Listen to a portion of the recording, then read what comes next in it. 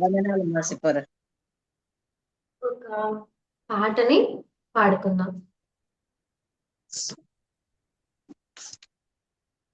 దేవుని నామానికి స్తోత్రాలు. ఈ అవకాశము కలుగజేసినందుకే ప్రభుకి కృతజ్ఞతాస్తుతులు. అలాగే మీ మధ్య ఈ జూమ్ లో పాట పాడటానికి వాక్య పరిచర్య కొరకు అవకాశం ఇచ్చిన కేజీమ్మ గారికి నా హృదయపూర్వక వందనాలు. పాట పాడుకుందాము. ఆశగా నీయున్నాను ప్రభువా, పరమందు ప్రతిఫలము పొందాలని నేనాశగా నీయున్నాను ప్రభువా, పరమందు ప్రతిఫలము పొందాలని నా తండ్రి నా దేవా, నా తండ్రి నా దేవా, ఫలమిచ్చే న్యాయాధిపతి, ప్రతిఫలమిచ్చే న్యాయాధిపతి, ఆశగా నీయున్నాను ప్రభువా, పరమందు ప్రతిఫలము పొందాలని ఈ లోకంలో నీ కోసము నా ప్రయాస ఉండాలని, ఈ లోకంలో నీ కోసము నా ప్రయాస ఉండాలని, నా జీవితమందు నీ కొరకు పరుగెడి, నా జీవితమందు నీ కొరకు పరుగెడి నీకిష్టురాలి నవ్వాలని, నీకిష్టురాలి నవ్వాలని నేనాశగా నీయున్నాను ప్రభువా, పరమందు ప్రతిఫలము పొందాలని ఆశగా నీయున్నాము ప్రభువా, పరమందు ప్రతిఫలము పొందాలని బుద్ధిగల కన్యకనై సిద్ధపడి ఉండి పెండ్లి విందులో చేరాలని, బుద్ధిగల కన్యకనై సిద్ధపడి ఉండి పెండ్లి విందులో చేరాలని నీ సాక్షినై నా ప్రభువైన బ్రతికి, నీ సాక్షిగా మా ప్రభువైన బ్రతికి నిత్యము నీతో మేముండాలని, నిత్యము నీతోనే ఉండాలని ఆశగా నీయున్నాము ప్రభువా, పరమందు ప్రతిఫలము పొందాలని నేనాశగా నీయున్నాను ప్రభువా, పరమందు ప్రతిఫలము పొందాలని. ప్రభుకు స్తోత్రాలు. చక్కటి పాట పాడావు, అర్థ సహితమైన పాట. నిజమే, పరలోకపు తండ్రిని వేడుకుంటూ చక్కటి పాట. ఆశ కలిగి ఉన్నాను పరమందు మనం మనకి దేవుడు ఫలాలు సిద్ధపరిచున్నాడని, కిరీటాలు సిద్ధపరిచున్నాడని మనకు తెలిసిన విషయమే. ఈ లోకంలో ఆ ప్రభువు కోసము మనం ప్రయాసపడాలని, మన జీవితం అంతా ప్రభువు కొరకు పరిగెడుతూ ఆయనకి ఇష్టలుగా మనం జీవించాలని, బుద్ధి కలిగిన కన్యకల వలె సిద్ధపడి పెండ్లి విందులో చేరాలని, ఆయనకు సాక్షిగా ఈ లోకంలో బ్రతకాలని మనల్ని హెచ్చరిస్తూ చక్కని పాట పాడి వినిపించినటువంటి సిప్పోరాకు ప్రత్యేకమైన వందనాలు తెలియజేస్తున్నాను. వందనాలమ్మా.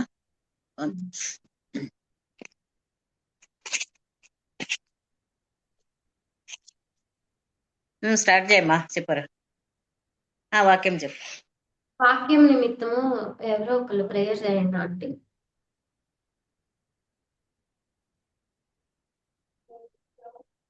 ప్రేరేపించబడిన వాళ్ళు ఎవరైనా వాక్యం నిమిత్తము ప్రార్థించవలసిందిగా కోరుతా ఉన్నారు.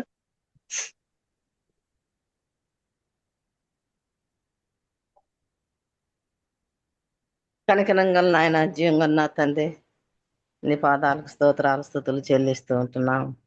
ఈ సాయంకాల సమయంలో నాయన స్త్రీల మధ్యగా ఇలాగ మేము చేరి నేను స్థుతించుటకు గణపరచుటకు ఆరాధించుటకు వచ్చి ఉంటున్నాం. ప్రభు సహాయం చేయండి. మీరు గొప్ప దేవుడవు నాయన, ఆశ్చర్యకరుడు, ఆలోచనకర్తవు నాయన. ఉదయకాలం నుంచి ఇంతవరకు మా సహోదరులు ప్రభా ఎన్నో ప్రార్థన అంశాలు నీ చేతులు ఎత్తి పట్టుకున్నందుకు స్తోత్రాలు చెల్లిస్తూ ఉంటున్నాము. ఇప్పుడు చెప్పోరా ప్రభు, వాక్యం చెప్పుచుండగా మీ బిడ్డను బలపరచండి, మీ శిలువ చాటును మరుగుపరిచి అయ్యా మా జీవితాలకు ఏది ప్రభా లోపంగా ఉన్నామో ప్రభా, అయ్యా నాయన ఏ బలహీనతలు ఉన్నాయో, ఏ అనారోగ్య సమస్యలు ఉన్నారో ప్రభా, వాటిని సరి చేసుకొని చక్క చేసుకొని కృపను దయచేయండి. సంపూర్ణంగా మీ బిడ్డను బలపరచండి నాయన. అనేక సమయాలలో మీ దాసరాలను వాడబడుచున్న విధానాన్ని బట్టి కూడా స్తోత్రాలు చెల్లించి వేడుకుంటున్నాము. అయ్యా నా ప్రభా కనికరం చూపించండి. అయ్యా జూమ్లో చేరిన ప్రతి బిడ్డను పేరు పేరు వరుసను జ్ఞాపకం చేసుకొని నేను ఆ మహిమార్థం కొరకు మేము జీవించలాగా సహాయం చేయండి. వాక్యమని వాక్యానుసారంగా జీవించి అనేకులకు ప్రభా నీ కలువరు వర్తమానం అందించలాగా సహాయం చేయండి. కలువరి దినాల్లో ఉన్నాం, దుర్దినాల్లో ఉన్నాం, చెడు దినాల్లో ఉన్నాం నా ప్రభా. అయ్యా నాయన సువార్త ప్రభా అంత లెక్క నిలిచిపోయింది నాయన. అనేక గ్రామాల్లోకి వెళ్ళటం లేదు ప్రభా. ఎక్కడ అయ్యా నాయన బహిరంగ సువార్తలు ఈ విధంగా మమ్మల్ని అందరినీ స్త్రీల మధ్యగా సహవాసం చేర్చుకొని మాకు ఇస్తున్న ఈ వాక్యాన్ని బట్టి కూడా స్తోత్రాలు చెల్లిస్తూ ఈ సాయంకాలం దీవెనలో ఆశీర్వాదం మాపై మెండుగా కురమరించవనని మీ దాసరాన్ని సంపూర్ణ మరపరిచి వినే చెవిని గ్రహించే హృదయం మా అందరికి దయచేయవనని మమ్మల్ని అందరినీ మీ చిత్తానికి మీ చేతులకు అప్పగించుకుంటుండగా నా కొరకు కలువలో ప్రాణం పెట్టి తిరిగి లేచి నీ సేవ పాదపుణ్యం ద్వారా ప్రార్థించి స్తుతించి అడిగి వేడుకుంటున్నాం తండ్రి. ఆమెన్. ఆమేన్. ఆమెన్. ప్రార్థించిన సోదరికి నా వందనాలు. ఈరోజు వందనాలు. బైబిల్ గ్రంథంలో నుండి మార్కు సువార్త, దేవుని వాక్యం కొరకే మార్కు సువార్త 5వ అధ్యాయము 12వ వచనాన్ని చదవాలని నేను ఆశపడుతున్నాను. మార్కు సువార్త 5వ అధ్యాయము 12వ వచనము.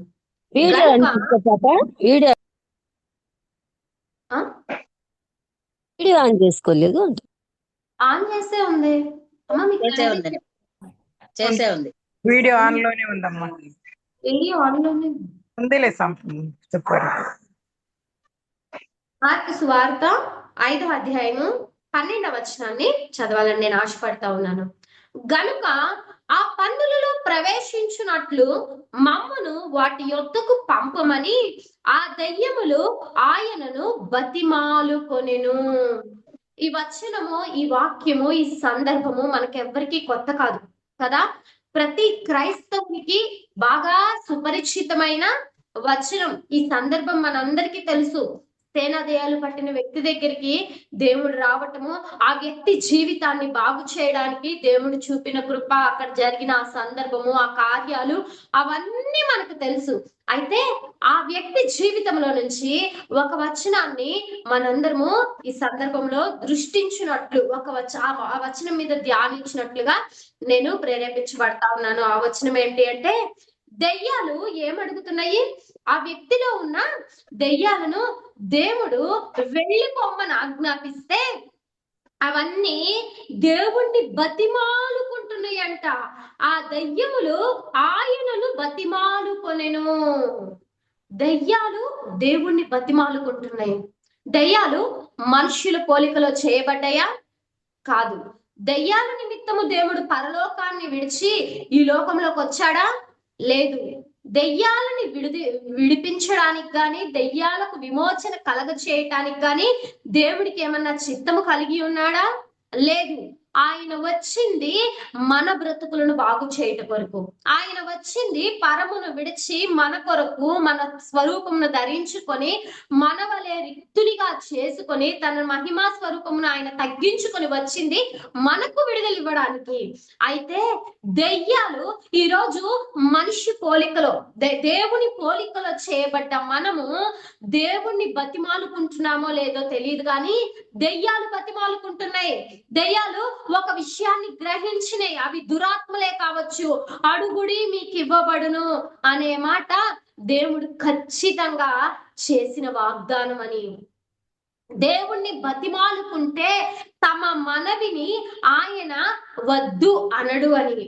దేవుణ్ణి బతిమాలుకుంటే, దేవుడి పాదాల చెంత గోజాడుకుంటే ఖచ్చితంగా వాటి ఆశ చొప్పున, వాటి హృదయములోని ఆలోచన చొప్పున చేయడానికి, మరి వాటి మనవిని వారికి అనుగ్రహించడానికి దేవుడు తగినవాడు, కనికరము కలిగిన వాడు, జాలి కలిగిన వాడు అన్న విషయాన్ని దెయ్యాలు గ్రహించాయి.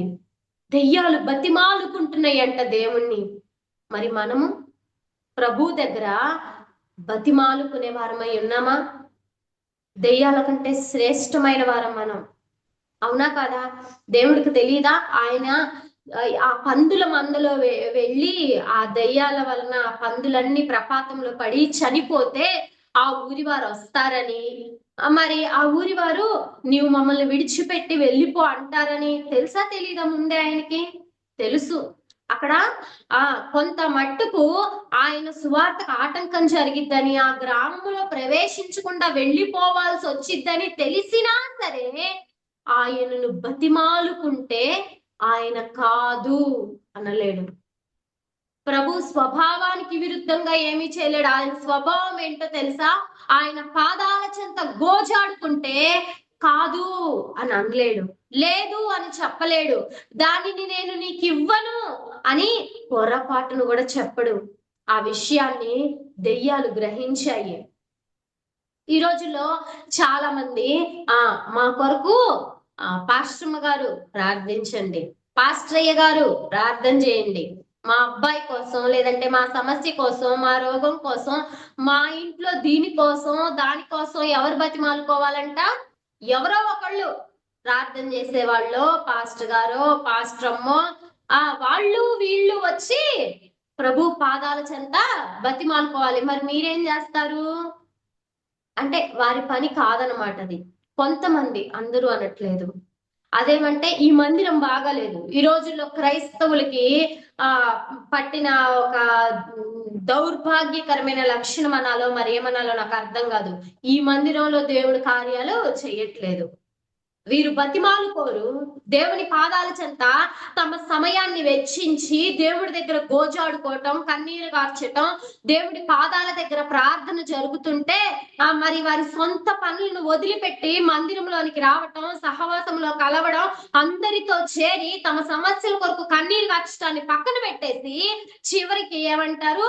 ఈ మందిరం బాగలేదు, ఈ పాస్టర్ గారి దగ్గరికి వెళ్తే కార్యాలు జరగట్లేదు, కార్యాలు కార్యాలు కార్యాలు, అద్భుతాలు అద్భుతాలు, రకరకాల పద్ధతులన్నీ సంఘములో చేరి సంఘాన్ని చెరుస్తా ఉన్నాయి.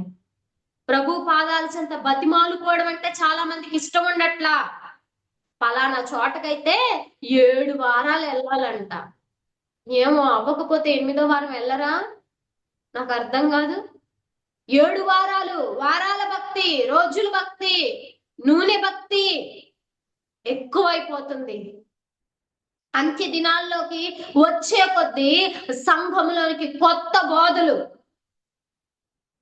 రకరకాల పద్ధతులు, వాక్య వ్యతిరేకమైనవి, వాటి వైపైనా తిరుగుతాము కానీ తమ పనులు మానుకొని తమ సమయాన్ని వెచ్చించి బతిమాలుకునే వరంగా మనం ఉన్నామా? దెయ్యాలకు తెలిసింది దేవుణ్ణి బతిమాలుకోవాలని, కానీ మనుష్యులమైన మనకి వాళ్ళకి వీళ్ళకి చెప్పాలి. సంఘంలో ప్రార్థనా పరులైన సహోదరులు, సంఘంలో ఎక్కువగా ప్రార్థన చేస్తారు అని ఎవరైతే అనుకుంటారో వారికి వెళ్ళి చెప్పాలి. దైవజనుడికి, దైవజనురాలకి వాళ్ళకి చెప్పాలి, మన సమస్య తీరిపోవాలి. ఇంకింతవరకే. అంతేగాని వ్యక్తిగతంగా వీరు దేవుని దగ్గరకు రావడం, వ్యక్తిగతంగా తమ సమస్య నిమిత్తము, తమ అక్కర నిమిత్తము, తమ కుటుంబంలో ఉన్న కొరత నిమిత్తము వారు దేవుని బతిమాలుకునే వారిగా ఉంటున్నారా? చాలా మంది ఈ రోజుల్లో చూసినట్టయితే మా గురించి అంశాల్లో రాసి ఒక బుక్ నిద్ది, ఆ బుక్ లో రాసి అందరూ చేయాలి. మరి నీవు చేసుకుంటున్నావా? నీవు బతిమాలేవా? దెయ్యాల నిమిత్తము అవే బతిమాలుకున్నాయి. ప్రభు వాటి మొరను విన్నాడే, ప్రభు వాటి మనవిని కాదనలేదే. మరి నీవు బతిమాలుకుంటే నీ మనవిని కాదంటాడా? అడుగుడి మీకు ఇవ్వబడును అన్న వాగ్దానం వాటికి చేశాడా, మనకు చేశాడా? సమస్తాన్ని విడిచి వాటి కొరకు వచ్చాడా, మన కొరకు వచ్చాడా? అలాంటి దెయ్యాల మొరనే దేవుడు విన్నాడే. మరి నా మొరను ఆయన లక్ష్య పెట్టడా? లక్ష్య పెడతాడు. ఆయనకు మొర్ర పెట్టినప్పుడు, ఆయన్ని బతిమాలుకున్నప్పుడు. బతిమాలుకునే వారంగా మనం ఉన్నామా? చూద్దాం బైబిల్ గ్రంథంలో మరొకరిని గురించి, దేవుని బతిమాలుకున్న మరొక వ్యక్తి జీవితం గురించి మనం చూద్దాం. దెయ్యాలు దేవుని బతిమాలుకున్నాయి. అలాగే మొదటి రాజుల గ్రంథము 13వ అధ్యాయము 6వ వచనాన్ని ఈ సందర్భంలో గుర్తు చేయాలని నేను ఆశపడతా ఉన్నాను. మొదటి రాజుల గ్రంథము 13వ అధ్యాయము 6వ వచనం. అప్పుడు రాజు, నా చేయి మునుపటి వలె బాగగునట్లు నీ దేవుడైన యెహోవా సముఖమందు నా కొరకు వేడుకొనమని ఆ దైవజనుని బతిమాలుకొనగా, దైవజనుడు యెహోవాను బతిమాలుకొనెను గనుక రాజు చెయ్యి మరలా బాగై మునుపటి వలె ఆయెను. అసలు చెయ్యి అసలు ఆ చెయ్యి అలా ఎండిపోవడానికి కారణం ఏంటి? ఈ రాజు గురించి, ఈ సందర్భం గురించి మనందరికీ తెలుసు. దేవుని మీద, దేవుని హెచ్చరికను ప్రకటించిన దైవజనుని మీద తిరుగుబాటు చేసినప్పుడు అతని చేయి ఎండిపోయింది. కొన్నిసార్లు కొంతమంది వ్యక్తులను మనం చూస్తూ ఉంటాం కదా, తిరుగుబాటు చేసి తెలుసో తెలియకో మనుషులందరము తప్పిపోతాము. మనం మంటి వారమి. మనము ఏదో ఒక విషయం దగ్గర అప్పుడప్పుడు తప్పిపోతూ ఉంటాము. ఈ రాజు కూడా తప్పిపోయాడు. అయితే ఈ సందర్భంలో నుంచి, ఈ సమయంలో నేను మీ దృష్టికి తీసుకురావాలి అనుకుంటున్న విషయం ఏంటి అంటే, తప్పిపోయాడు, తిరుగుబాటు చేశాడు, దైవజనుడి మీదకే చెయ్యెత్తాడు. అయితే మరలా అదే దైవజనుడిని అడిగితే నా కిరీటం కింద పడిపోద్దేమో, ఏం మొహం పెట్టుకొని ఆయన దగ్గరికి వెళ్తామని గాని, ఏం మొహం పెట్టుకొని మరలా ఆయన్ని అడుగుతామని గాని ఆ రాజు అనుకోలేదు. కొన్నిసార్లు కొంతమంది వ్యక్తులు, దైవజనులు లేదంటే పెద్దలు ఏదైనా హెచ్చరిస్తే దేవుడు వారిని వాడుకొని వాక్యము ద్వారా వారి జీవితంలో తప్పులని, వారి జీవితంలో ఉన్న పొరపాటులని ఏదైనా గద్దిస్తే కొంతమందికి కోపం వచ్చేస్తా ఉన్నింది. సరి చేసుకోకుండా, చక్కదిద్దుకోకుండా, పరీక్షించుకోకుండా, మరి వారి హృదయము కొంత నొచ్చుకోగానే వెంటనే తిరుగుబాటు చేస్తారు. లేనిపోని నిందలు వేస్తా ఉంటారు.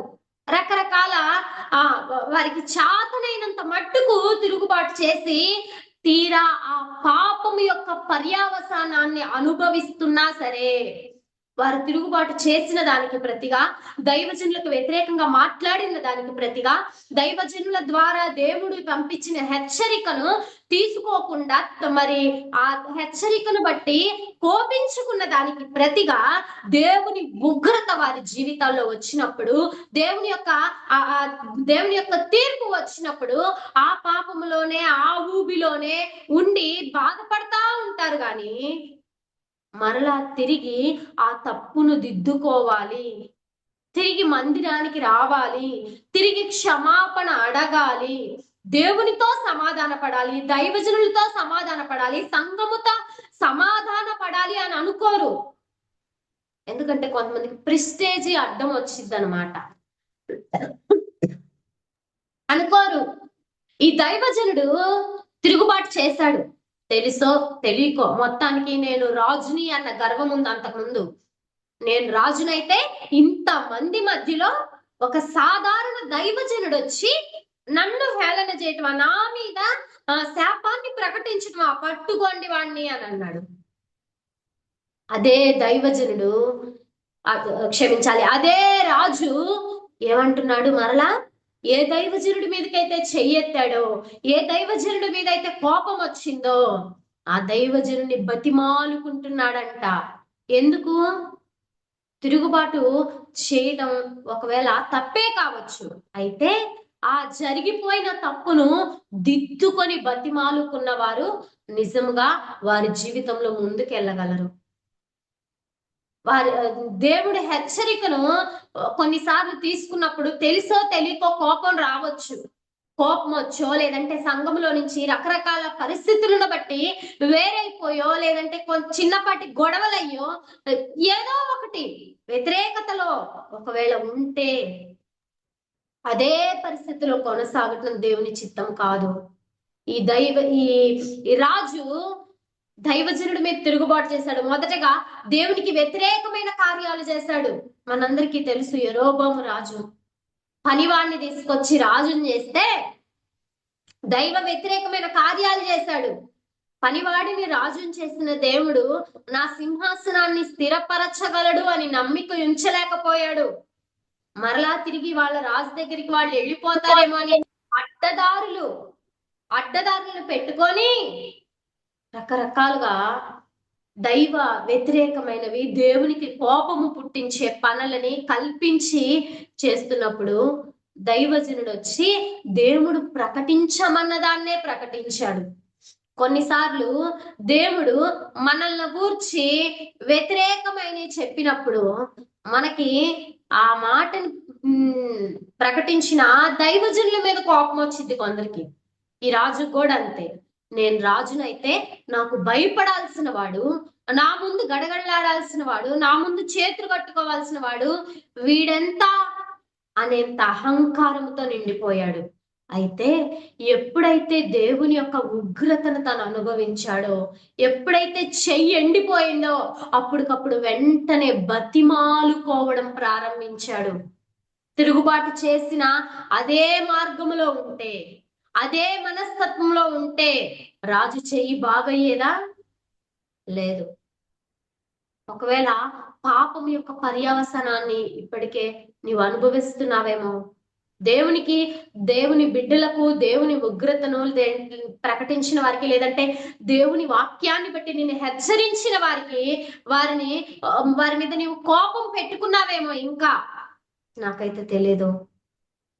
దానివల్ల మనకేం ప్రయోజనం ఉండదు.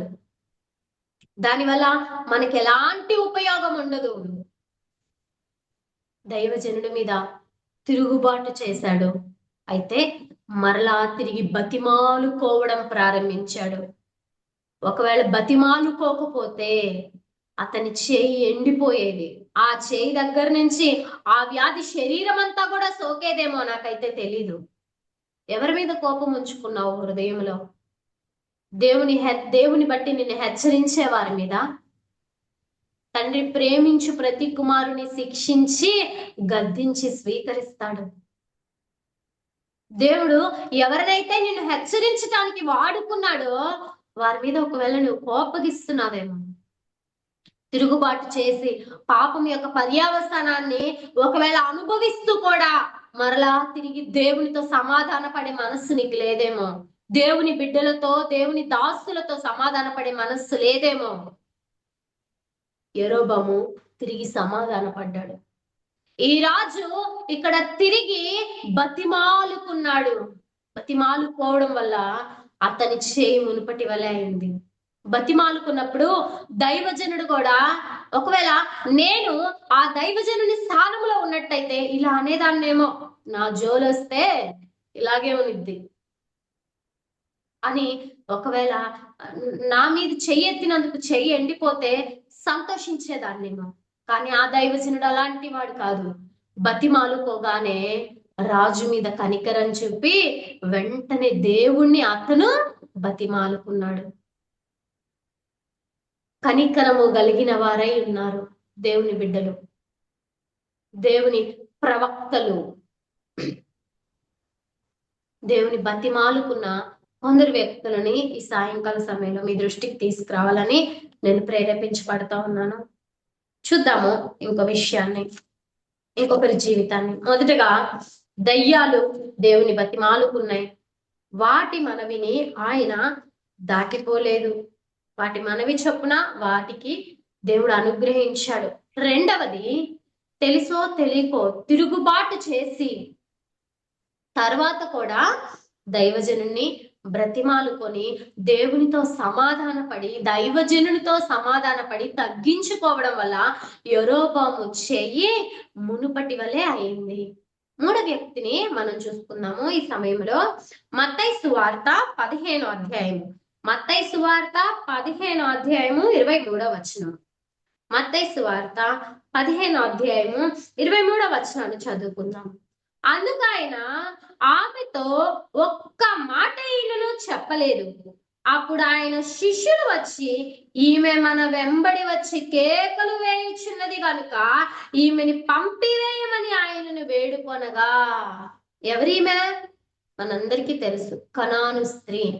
ఒక కుటుంబంలో ఒక కుమార్తె, ఆ ఇంట్లో ఒక బిడ్డకి బాగలేకపోతే బయటికి ఒక పురుషుడు వస్తాడా, స్త్రీ వచ్చిద్దా చెప్పండి?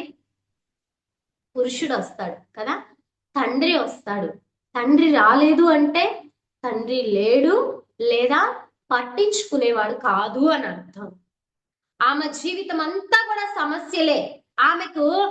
ఆమె కుమార్తె బాగలేదు కదా అని తన వైపు ఉన్నవారు తనకు అంటూ సపోర్ట్ గా ఉండి, నీవు ఇక్కడుండు, నీ కొరకు బోధకుడిని మేము ఇక్కడికి తీసుకొస్తాం అని చెప్పిన వారు ఎవరు లేదు. యాయీరు కుమార్తె చనిపోతే మరి దేవుని ప్రభు వారిని పిలుచుకురావడానికి యాయీరు వచ్చాడు, గాని యాయీరు భార్య రాలా. ఎందుకు?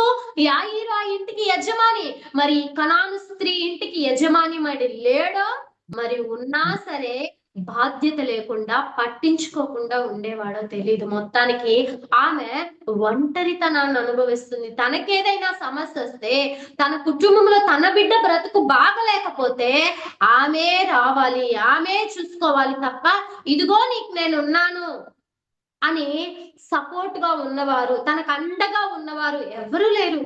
ఆమె కనాను స్త్రీ, కనానీయులు శపించబడిన వారు. ఆమె ఒక శాపగ్రస్తమైన స్థితిలో ఉన్నామె. ఆమె మరి యజమాని సపోర్ట్ గాని, తనకుంటూ నా అన్నవారు అయిన వారి యొక్క ఆదరణ అండ లేనిది. సరే, ప్రభు దగ్గరికి వచ్చి ప్రభు వెంట పడుతూ కేకలు వేస్తుందంట, బతిమాలుకుంటుందంట. అప్పుడు దేవుడు కూడా, మనకు తెలుసు ఆ సందర్భం అంతా ఏం జరిగిందో. అందుకని వెళ్ళిపోయిందా? దేవుడు ఆ పలికేంత వరకు, ఆ సమస్యకి విడుదల వచ్చేంత వరకు బతిమాలుకుంది, గోజాడుకుంది. దేవుని పాద సన్నిధిని విడిచిపెట్టలేదు. చాలా బాధాకరం. ఈ రోజుల్లో మా దగ్గరికి రండి, 21 రోజులు కానీ ఇక్కడ పలానా అంతా చాలా రకరకాల కొత్త స్టోరీలు, వాక్య వ్యతిరేకమైన విషయాలు. ఎక్కడుంది? కనాను స్త్రీతో చెప్పాడా దేవుడు, ఇన్ని వారాలు నువ్వు నా దగ్గరికి రా, నేను నీకు స్వస్థత ఇస్తాను, నేను నీ కుమార్తెకు విడుదలిస్తాను అని? ఒక అన్యురాలు ప్రభు దగ్గరికి వచ్చి బతిమాలుకుంటుందే, కుక్క పిల్లలతో తన కుమార్తెను పోల్చినా సరే విడిచిపెట్టకుండా గోజాడుకుంటుందే, దేవుని ఆశ్చర్యపరిచేంత విశ్వాసాన్ని కనపరిచిందే. బైబిల్ గ్రంథం ఉంది, బోధకులు ఉన్నారు, సత్యమేదో అసత్యమేదో తెలుసు మనకి. అయినా సరే మనము రకరకాల మార్గాల్లోకి తప్పిపోవటం అనేది చాలా బాధాకరం. ప్రభువును మనం బతిమాలుకోగలుగుచున్నామా? విసుగొచ్చేస్తుంది చాలా మందికి ఈ రోజుల్లో. మరి కొంతమంది చెప్తా ఉంటారు ఇలాగా, సమస్య తీరలేదు అంటే అర్థము అది ఉండడం నీ జీవితంలో దేవుని చిత్తము అని. ఒకవేళ కనాను స్త్రీ కూడా అలాగే అనుకుంటే, నా కుమార్తె అలాగే ఉండటం దేవుని చిత్తమేమోలే అని వెనక్కి వెళ్ళిపోతే, వెంటబడి కేకలు వేసిందంట. ఎప్పటి వరకు? ప్రభు కనికర పడేంత వరకు. హన్నా గురించి మనకు తెలుసు. హన్నా ఏటేటా సంతానం లేకపోయినా షీలోహుకే వచ్చింది తప్ప ఇంకో చోటుకి వెళ్ళి కొత్త కొత్త రకాలన్నీ తప్పిపోయి వెళ్ళిపోలా. ఏటేటా షీలోహుకే వచ్చింది. కాబట్టి వాక్య వ్యతిరేకమైన విషయాలను ప్రోత్సహించొద్దు, వాక్య వ్యతిరేకమైన విషయాలను వెంబడించొద్దు. అవి మనల్ని దేవుని యొద్దకు చేర్చే మార్గాలు కాదు. సత్యవాక్యములో క్రమంగా నిలిచి ఉందాము. కనాను స్త్రీ తన జీవితంలో ఎటు చూసినా వ్యతిరేకతలే.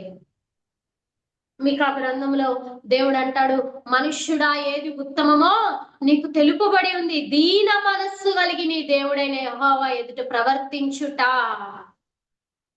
కనాను స్త్రీ తిరుగుబాటు చేసింది కాదు, దీన మనస్సు దేవుని దృష్టికి ఒకంత తగ్గించుకునేలా ప్రేరేపించింది. దీన మనస్సు దేవుని దృష్టికి ఆయన పాదాల చెంత కూర్చొని గోజాడుకునేలా చేసిద్దే తప్ప విసుగొచ్చే విధముగానో, తిరుగుబాటు చేసే విధముగానో, ఇంక ఇది ఇంతేలే అని రాజీ పడిపోయే విధముగానో మనల్ని నడిపించదు. కనాను స్త్రీలో ఉన్న దీనత్వము నిజమే ప్రభువా అంటుంది కదా. చూద్దాం ఆ వచనాన్ని. 27వ వచనము. ఆమె నిజమే ప్రభువా, కుక్క పిల్లలు కూడా తమ యజమానుని బల్ల మీద నుండి పడు రొట్టె ముక్కలనే పడు ముక్కలను తినును కదా. ఒకంత తగ్గించుకుంది, రోషపడలేదు. ప్రభు నన్ను కుక్కతో పోల్చాడే, కుక్క పిల్లలతో పోల్చాడే అని రోషపడలేదు. దీన మనస్సు దేవుడి దృష్టికి ఒకంత మనల్ని తగ్గించుకునేలా ప్రేరేపించింది. విలియం కేరీ గారి గురించి శ్రేష్టమైన విషయాన్ని సందర్భంలో మీ దృష్టికి తేవాలని నేను ప్రేరేపించబడతా ఉన్నాను. ఒకసారి విలియం కేరీ గారు ఎలిజబెత్ రాణి ఒక సభ పెడితే ఆ సభలోనికి వెళ్ళారంట. ఒక మీటింగ్ ఏర్పాటు చేస్తే ఆ మీటింగ్ లో ఉన్నప్పుడు ఆ ఎలిజబెత్ రాణి మాట్లాడుతూ ఆ మీటింగ్ యొక్క ఉద్దేశము, అలాగే ఆ మీటింగ్ లో ఉన్న మనుషులందరితో మొత్తానికి ఆ విషయాలన్నీ మాట్లాడిన తర్వాత విలియం కేరీని చూసి, మనందరిలో ఒక వ్యక్తి ఉన్నాడు, అతను చెప్పులు తయారు చేసే వ్యక్తి. మనము ఇక్కడికి వచ్చిన వారందరము హోదా కలిగిన వారము, రాణి చేత మీరంతా ఇన్వైట్ చేయబడే స్థాయిలో ఉన్నవారు. అయితే మీ అందరిలో కూడా ఒకడున్నాడు, అతను చెప్పులు తయారు చేసే వ్యక్తి అని విలియం కేరీని ఒకంత అవమానపరుస్తూ హేళనగా మాట్లాడిందంట. ఆ గొప్ప సభలో విలియం కేరీ లేచి అన్నాడంట, ఎలిజబెత్ రాణి గారు నన్ను క్షమించాలి, చెప్పులు తయారు చేసేంత జ్ఞానము నాకు లేదు. నేను తయారు చేసిన చెప్పులు తెగిపోతే ఆ తెగిపోయిన చెప్పుని కుట్టుకొని బ్రతికేవాడిని, నేను చెప్పులు కుట్టేవాడినే, షూ మేకర్ని కాదు, రిపేర్ చేయడం మాత్రమే నాకు వచ్చు అని ఒకంత తగ్గించుకున్నప్పుడు ఆ సభంతా మూగబోయి ఆశ్చర్యంగా చూసిందంట, ఎవరా ఈ వ్యక్తి అని. అందరిలో నాకు అవమానం జరిగిపోయింది అని, రాణి ఇది నీకు తగిండేనా, రాణివైన నీవు ఇలా మాట్లాడొచ్చా అని అడుగుతారు కదా ఇంకొకరైతే. కానీ ఇతనేంటి, ఆమె అవమానపరిస్తే ఒకంత ఇంకా తగ్గించుకున్నాడు అని అనేకులు ఆశ్చర్యపోయి విలియం కేరీ గారిని చూశారంట. నిజమే, దీన మనస్సు దేవుని దృష్టికి, మనుషుల దృష్టికి తగ్గించుకునేలాగా మనల్ని ప్రేరేపించింది. దేవునిలో కూడా చూస్తాం కదా మనం తగ్గింపు స్వభావాన్ని. ఆయన శిష్యుల పాదాలు కడిగేంత తగ్గించుకున్నాడు. ఆయన మనందరి కొరకు శాపగ్రస్తమైన సిలువను మోసేంత విధముగా తగ్గించుకున్నాడు. దూతలందరికంటే తగ్గింపు స్థాయికి రావడానికి ఇష్టపడ్డాడు. కనాను స్త్రీ ఎలా బతిమాలుకోగలిగింది? ఆమె మన వంటి మనిషే కదా. ఆమె ఎలాగ దేవుని వెంటపడి కేకలు వేయగలిగింది? కుక్కతో పోల్చినా సరే ఆమెకి ఎందుకు రోషం రాలేదు అంటే దీనత్వము, దీన మనస్సు ఒకంత మనల్ని తగ్గించుకొని దేవుని దృష్టికి కనికరాన్ని పొందే విధముగా, దేవుని పాదాల చెంత ఇంకా గోజాడుకునే విధంగా మనల్ని నడిపించింది. తగ్గింపు స్వభావం లేకపోతే, దీన మనస్సు లేకపోతే, అహంకారము గల మనస్సు మన ఎముకలకు పుళ్ళు వంటిది. మన జీవితంలో దేవుని చిత్తము జరగకుండా ఆపివేయడానికి కారణము అహంకారము గల మనస్సు. అయితే మరొక వ్యక్తిని, మరొక విషయాన్ని మనం చూసుకుందాము. దేవుని బతిమాలుకున్న కొందరిని గురించి ఈ సాయంకాల సమయంలో మనం ధ్యానించుకుంటూ ఉన్నాము. మరొక వ్యక్తిని బైబిల్ గ్రంథంలో నుండి మీ జ్ఞాపకం చేయాలని నేను ఆశపడతా ఉన్నాను. 2 రాజుల గ్రంథము 5వ అధ్యాయము 13వ వచనాన్ని చదువుకుందాం. 5వ అధ్యాయము 13వ వచనము మనందరికీ చాలా సుపరిచితమైన విషయం ఇది కూడా. అయితే అతని దాసులలో ఒకడు వచ్చి, నాయన, ఆ ప్రవక్త ఏదైనా ఒక గొప్ప కార్యము చేయమని నియమించినడలా నీవు చేయకుందువా? అయితే స్నానము చేసి శుద్ధుడవు కమ్మని మాట దానికంటే మేలు కదా అని చెప్పినప్పుడు అతడు పోయి దైవజనుడు చెప్పినట్లు యోర్దాను నదిలో 7 మారులు మునగగా అతని దేహము పసిపిల్ల దేహము వలె అయినను అతడు శుద్ధుడాయను. ఎవరి వ్యక్తి? అందరికీ చాలా సుపరిచితమైన వ్యక్తి నయమాను. నయమాను దాసుడు బతిమాలుకుంటున్నాడు. నయమానికి రోషం వచ్చేసింది, కోపం వచ్చేసింది. దైవజనుడు వచ్చి, నా మీద నాకెక్కడ రోగం ఉందో అక్కడ చేయి పెట్టి ప్రార్థన చేస్తాడు అనుకుంటే అలా రాకపోగా నదిలోకి వెళ్ళి మునగబంటాడా అని వెళ్ళిపోవాలనుకున్నాడు. కొన్నిసార్లు దేవుని చిత్తం నెరవేరాలి అంటే శ్రమ, ఓటమి. సిరియనులు గుంపులు గుంపులుగా వచ్చి ఇశ్రాయేలీల్లో నుంచి ఒక చిన్నదాన్ని తీసుకెళ్లిపోయారు. ఆలోచించండి, ఒక ఆడబిడ్డ బానిసగా వెళ్ళిపోతే తల్లిదండ్రులకి ఎంత వేదన. ప్రతిసారి నిజంగా ఆ తల్లిదండ్రులకి తినేటప్పుడల్లా గుర్తొచ్చి ఉంటుంది ఆ బిడ్డ. నాకు తెలిసి, అయ్యో నేను కడుపు నిండా ఒక్క పూటైనా భోజనం చేస్తున్నాను, నా బిడ్డ ఎలా ఉందో, నా బిడ్డ ఎన్ని కష్టాలు పడుతుందో అని కన్నీరు గార్చుకొని ఉండొచ్చు. దేవుని చిత్తం ఏమిటి అంటే అక్కడ సిరియావాడైన నయమాను శారీరక కుష్టు తగ్గటం మాత్రమే కాదు, అతని దేశంలో, సిరియా దేశంలో జీవము గల దేవునికి బలిపీఠము కట్టి సిరియనుల విగ్రహారాధనని విడిచిపెట్టి జీవము గల దేవునికి బలి అర్పించి జీవము గల దేవుణ్ణి సేవించి ఆరాధించాలి అనేది దేవుని చిత్తము. ఆ దేవుని చిత్తము నెరవేరాలి అంటే ఇశ్రాయేలీల్లో నుంచి కొందరు చెరలోనికి బానిసలుగా వెళ్ళిపోవాల్సి వచ్చింది. ఒక చిన్న బిడ్డ మరి నయమాను ఇంటికి బానిసగా పని చేయడానికి వెళ్ళిపోవాల్సి వచ్చింది. తల్లిదండ్రుల్ని విడిచిపెట్టి దేశం కాని దేశం వెళ్ళి ఉదయాన్నే లేచి తన పసి వయస్సులో, ఆడుకోవాల్సిన వయస్సులో పాలన చూసుకునే వాళ్ళు లేకుండా రకరకాల శ్రమలు.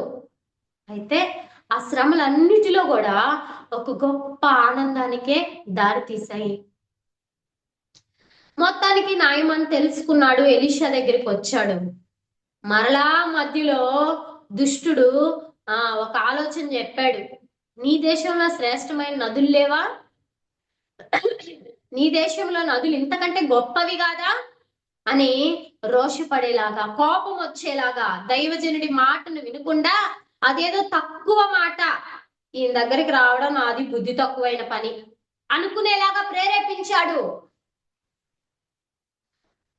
తన సహోదరుడు లేదంటే తన యజమానుడు దేవుని చిత్తంలో నుంచి తప్పిపోతుంటే ఈ దాసుడు వచ్చి బతిమాలుకుంటున్నాడు. దాసుల్లో ఒకడు వచ్చి, అయ్యా అలా కాదయ్యా, ఆయన నీ ఎత్తు వెండి ఇవ్వమంటే నీవు ఇవ్వవా?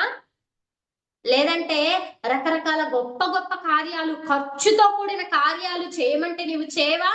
ఈ రోజుల్లో చాలా మందికి అదే ఘనంగా ఉంటది. మొన్న ఒక ఆమె చెప్తుంది, తీసుకెళ్ళి శరీరం మీదంట 7 చోట్ల నూనెతో గుర్తేస్తారంట. అలా వేసిన తర్వాత రోగాలు తగ్గుతాయి, తర్వాత మా చర్చికి రమ్మని పిలుస్తారంట. ఎందుకండి పక్క వాళ్ళ సంఘాలకు వెళ్ళే వాళ్ళని పిలిచి ఏవేవో కొత్త కొత్త రకాల పద్ధతులన్నీ చెప్పి త్రోవ తప్పిస్తా ఉంటారు. అన్యులు చాలా మంది ఉన్నారు కదా, అన్యులకు సువార్త చేయొచ్చుగా. ఈ రోజుల్లో వెలుగుదూత వేషం వేసుకొని సంఘాల మీద కన్నేశాడు దుష్టుడు. వాక్య వ్యతిరేకమైనవి, యేసు ప్రభు చెప్పనివి, అపోస్తలులు చేయనివి, అలాంటివి నీ సహోదరులు అనేకులు, నీ సంఘములోని వారు తెలిసి తెలియక మార్గాల్లో నుంచి తప్పిపోయినప్పుడు ఈ నయమాను దాసుడు వలె నీవు హెచ్చరించగలుగుతున్నావా? నీవు బతిమాలుకోగలుగుతున్నావా? వారు తప్పిపోవటం దేవుని చిత్తమా? వారు వాక్య వ్యతిరేకమైన కార్యాల్లోకి వెళ్ళిపోవడం దేవుని చిత్తమా? అది దేవుని ఉద్దేశమా? అందుకా దేవుడు జీవము గల సంఘములోనికి, సత్యము గల సత్తువ గల సంఘములోనికి వారిని పిలుచుకుంది. దుష్టుడు కొత్త కొత్త పద్ధతులు చూపించి వారిని వాక్య వ్యతిరేకమైన సంఘాల్లోనికి తీసుకెళ్లి నరకానికి నడిపిస్తుంటే నీవు బతిమాలవా? ఏం అవసరం దాసుడికి బ్రతిమాలని? ఎందుకు రాయించాడు ప్రభు నయమాన్ దాసుడి గురించి? దాసుల్లో ఒకడు వచ్చాడంట, అతని పేరు లేదు. దాసుల్లో ఒకడు వచ్చి అతని జీవితం బాగు కాకుండా, అతని కుష్టు తగ్గకుండా, జీవము గల దేవునికి అతడు బలిపీఠాన్ని కట్టాలి అనేంత కృతజ్ఞత ఆ ఉద్దేశానికి రాకుండా మరి అతను వెళ్ళిపోబోతుంటే నాయనా బతిమాలుతున్నాడు. ఏమన్నా స్పెషల్ జీతం ఏమన్నా ఉనిద్దా ఆయనకి బ్రతిమాలితే? ఒక్క చిన్న విషయాన్ని కూడా దేవుడు వదిలిపెట్టలేదు. చూడండి, నీవు ప్రభు నిమిత్తము చేసే ఒక చిన్న కార్యాన్ని కూడా ఆయన దృష్టిస్తూనే ఉన్నాడు. ప్రభు కొరకు నీవు పడే చిన్న ప్రయాసను కూడా ఆయన దృష్టిస్తున్నాడు. అలాగే నీకు తెలిసిన సహోదరులు తప్పిపోతుంటే వారిని హెచ్చరించని విషయము, వారిని సందర్భాన్ని బట్టి బతిమాలని విషయాన్ని కూడా ఆయన చూస్తూనే ఉన్నాడు. దాసుల్లో ఒకడు వచ్చాడు, నయమాన్ని బతిమాలుకుంటున్నాడు. అయ్యా అలా అనవాక, నీ వెళ్ళిపోవాక, స్నానం చేసి రమ్మంటాం చాలా చిన్న విషయం కదా, గొప్ప గొప్ప పనులేం చేయమనలేదు కదా. అనేకులు ఉన్నారు, కానీ ఆ ఒక్క దాసుడు చెప్పిన మాట నయమాను స్వస్థత పొందటానికి, అన్నిటికన్నా ముఖ్యముగా నేను నా పెద్దలు పెట్టిన ఆచారాలు, నా పెద్దలు పెట్టిన దేవీ దేవతలన్నీ వ్యర్థమైనవి. ఈయనే దేవుడు, ఈయన జీవము కలిగిన వాడు.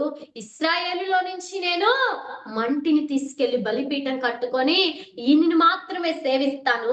ఇక ఆ రిమ్మోను దేవతని, ఆ రిమ్మోను దేవుడిని నేను మ్రొక్కను అనే గ్రహింపు నయమానుకు రావడం ఆ గొప్ప రక్షణకు కారకుడయ్యాడు. చెప్పాలి అంటే ఈ దాసుడు తప్పిపోయిన వారు, సంఘాన్ని విడిచిపెట్టిన వారు, సంఘములో నుంచి వెళ్ళిపోయిన వారు సంఘానికి వస్తూనే ఏదో ఒక ఆదివారం నామకార్థంగా నెలలో ఒక రోజు, నెలలో 2 ఆదివారాలు రావడం, తర్వాత వేరే వేరే సంఘాలకి లేదంటే నామకార్థ భక్తిలోనికి రాజీ పడిపోయిన వారిని మనం బతిమాలగలుగుతున్నామా? మనం దేవుడి దగ్గర ప్రార్థన చేస్తే చాలు, దేవుడే వాళ్ళని ఎప్పుడొకప్పుడు నడిపిస్తాడు. లేకపోతే వాళ్ళ లెక్క వాళ్ళే చూసుకుంటారు, మన లెక్క మనమే చూసుకుంటాం అనుకుంటున్నావా? ఒకసారి చెప్పి చూడు. నయమాను దాసుడు ఆయనని బ్రతిమాలడం వల్ల, ఆయన్ని హెచ్చరించడం వల్ల నయమాను శారీరక కుష్టే కాదు, తన ఆత్మ కూడా రక్షింపబడింది. అవునా కాదా? ఇంతకు ముందు రాజుతో కూడా వెళ్ళి ఆ రిమ్మోను గుడిలో సాగిలపడేవాడు. జీవము లేని వాటి ముందు అతని ఇంటి వారందరూ చేతులెత్తి మొక్కి వారికి ఏ సమస్య వచ్చినా ఆ బండరాళ్ళ ముందు చెప్పుకునేవారు. నయమాను కుష్టు రోగం నుండి బాగుపడి ఇంటికి వెళ్ళిన తర్వాత ఏ సమస్య వచ్చినా తిరిగి ఎవరికి ప్రార్థన చేసేవాడు? ఎలీషా దేవునికి కాదా? దైవజనుడైన ఎలీషా ఆరాధించే దేవా అని ఒకవేళ ప్రార్థన చేసేవాడేమో. దానంతటికి కారణం తీసుకెళ్లి సిరియాలో బలిపీఠము కట్టి జీవము గల దేవునికి బలి అర్పించి, అంటే ఆయన ఆరాధించటానికి దారి తీసింది ఒక దాసుడు బతిమాలటం వల్ల. నీవు నేను మనకు సాధ్యమైనంత వరకు తప్పిపోతున్న సహోదరుని బతిమాలే వారమై ఉన్నామా? ఒకరినొకరు హెచ్చరించుకుంటూ పురికొల్పుకుంటూ ఉండాలని దేవుని లేఖనాలు చెప్పలేదా? దేవుని బతిమాలాలి. తర్వాత తిరుగుబాటు చేసినా సరే, తెలుసో తెలియకో పాపం యొక్క పర్యావసనాన్ని అనుభవించినప్పుడైనా సరే తిరిగి దేవుని యొద్దకు వచ్చి దైవజనులతోనూ సంఘముతోనూ దేవునితోనూ సమాధానపడి సమస్యల్లో ఉన్నవారు బ్రతిమాలాలి. 3వదిగా కనాను స్త్రీ బ్రతిమాలటాన్ని గురించి ఈ సమయంలో జ్ఞాపకం చేసుకున్నాం. చివరిగా సహోదరుణ్ణి బ్రతిమాలుట. నయమాను తన జీవితంలో ఇంత గొప్ప రక్షణని, బలిపీఠము కట్టి జీవము గల దేవుణ్ణి ఆరాధించడానికి కారణం ఒక దాసుడు బ్రతిమాలాడంట. నాకెందుకులే అనుకోలా, దేవుడు ఆ విషయాన్ని మర్చిపోయాడా? మర్చిపోలేదు. ప్రతి విషయాన్ని ఆయన దృష్టించి చూస్తూనే ఉన్నాడు. ఆ దాసులలో ఒకడు చెప్పటం వల్ల జరిగిన కార్యాన్ని, ఏదో నయమాన్ వచ్చాడు, వెళ్ళిపోబోతుంటే మరలా తిరిగి వెళ్ళి స్నానం చేశాడు అనలా. దాసులలో ఒకడు వచ్చాడు. అతని పేరు మనకు తెలియకపోవచ్చు కానీ అతనెవరో, అతని పేరేంటో ఖచ్చితంగా దేవుడు మర్చిపోలేదు. కొన్ని వేల సంవత్సరాలు గతించిపోయాయి, కానీ ఆ దాసుడి గురించి జీవం గల దేవుని గ్రంథంలో రాసి పెట్టి ఉంచాడు. ఎందుకు? అతను చేసిన చిన్న పని గొప్ప రక్షణకి, గొప్ప విడుదలకి, జీవము గల దేవుణ్ణి సేవించుటకు కారణమైంది. మనము దేవుని బతిమాలే వారమై ఉండాలి. దేవునితోనూ, దైవజనులతోనూ, సంఘముతోనూ సమాధాన పడుతూ తిరుగుబాటు చేసిన విషయాలన్నిటినీ ఒప్పుకొని విడిచిపెట్టి బతిమాలుకునే వారమై ఉండాలి. మూడవదిగా, ప్రభు పలికేంత వరకు కనాను స్త్రీ, ఇన్ని వారాల లెక్కలేం లేవండి, ఎక్కడా లేవు. ఇన్ని వారాలు, ఇన్ని రోజులు, పలానా కొండ, పలానా బండ, ఇలాంటివన్నీ దుష్టుడు ఈ రోజుల్లో తీసుకొచ్చిన వాక్య వ్యతిరేకమైన మార్గాలు. కనాను స్త్రీ ఎన్ని వారాలని లెక్క పెట్టుకుందా? లేదంటే వారి కుమార్తె దేహం మీద దేవుడు ఏమన్నా ఆయిల్ 7 చోట్ల పుయ్యమని చెప్పాడా? ఇక్కడ చెప్పలేదే. ప్రభు పలికేంత వరకు తగ్గించుకొని, నిజమేనయ్యా నీవు కుక్కవి అంటే రోషపడలా. ఎందుకు? దీనత్వము దేవుని దృష్టికి మనల్ని మనం తగ్గించుకొని బతిమాలుకునేలా చేసింది. కనాను స్త్రీలో ఉన్న దీనత్వం ఆమె కుమార్తె స్వస్థతకు దారితీసింది. ఆమె గురించి కొన్ని వేల సంవత్సరాలు గతించిపోయినా సరే మనం ఇలాగ ధ్యానించుకొని ఆమె జీవితం గురించి పాఠాలు నేర్చుకునేలాగా, జీవ గ్రంథంలో నిలిచిపోయేలాగా చేసింది. 4వ వ్యక్తిగా మనం గుర్తు చేసుకున్నాము నయమాను యొక్క దాసుడు. మనము కేవలం దేవుని వరకే బతిమాలితే సరిపోతుంది అనుకుంటాము. మనం కేవలము సంఘముతో సమాధాన పడి సంఘముతో చేరి ప్రార్థన చేస్తే సరిపోతుంది అనుకుంటాము. నిజమే, కానీ అప్పుడప్పుడు సందర్భాన్ని బట్టి తప్పిపోతున్న మన సహోదరులని మనము బతిమాలటంలో తప్పేమీ లేదు. ఆ దాసుడు నయమాను స్వస్థత పొందకుండా వెళ్ళిపోతుంటే, బతిమాలుతుంటే దేవుడు ఆ విషయాన్ని మర్చిపోకుండా రాయించాడు కదా జీవము గల దేవుని గ్రంథంలో. మనందరము చదువుకొని గుర్తు చేసి ఇలాగ ధ్యానించుకోవడానికి. ఒకవేళ వారి విషయమై మందిరంలో నుంచి తప్పిపోయో, లేదంటే రకరకాల పరిస్థితులకి వెళ్ళిపోయి దేవునికి వ్యతిరేకమైన విషయాలకు వెళ్ళిపోతుంటే వారిని తిరిగి నీవు బతిమాలు తీసుకొస్తే ప్రభువు కూడా దాన్ని మర్చిపోయేవాడు కాదు. ఈ దాసుడు గురించి ఎలాగ రాశాడో దానికి తగిన ప్రతిఫలాన్ని మనకిస్తాడు. మన యొక్క ప్రతి చిన్న ప్రయాసని ఆయన దృష్టిస్తున్నాడు.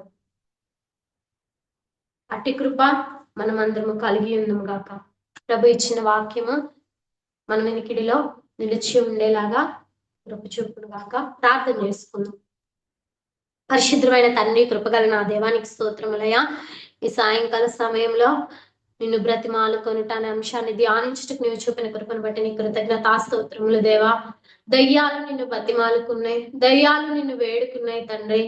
వాటి మొరనే నీవు కాదనలేవు, వాటి మొరలే నీవు కాదని దాటిపోక వాటి మనవిని వాటికి అనుగ్రహించి ఉన్నావు దేవా. నీకు స్తోత్రములు.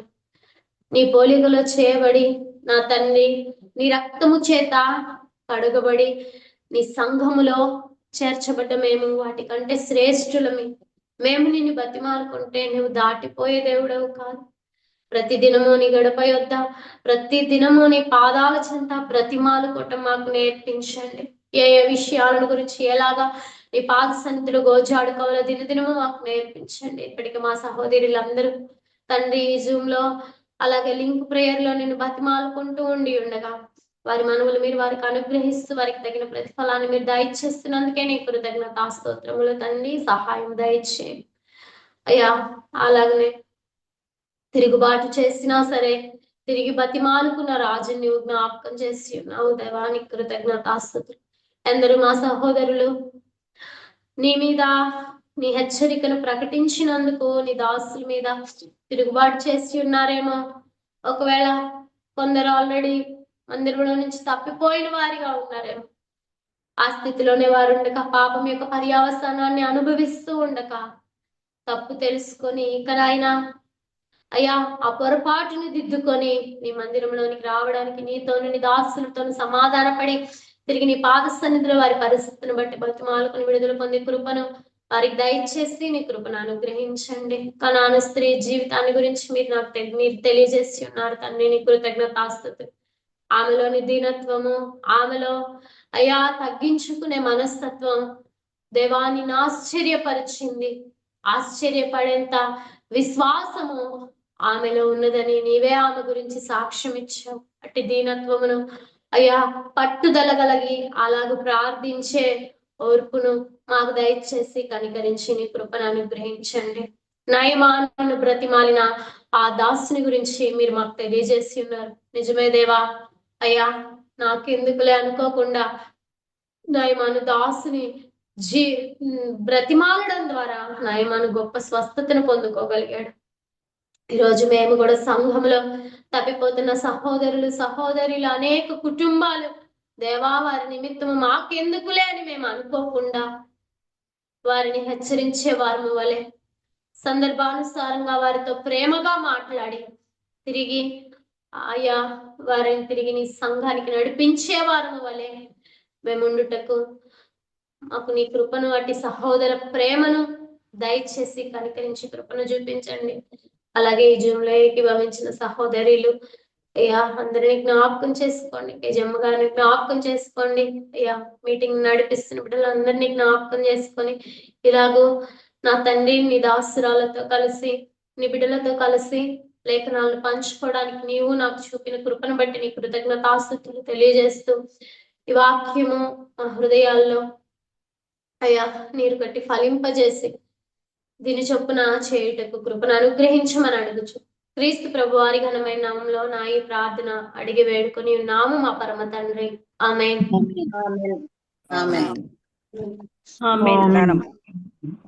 చాలా టైం ఉంది తప్పిపోరా.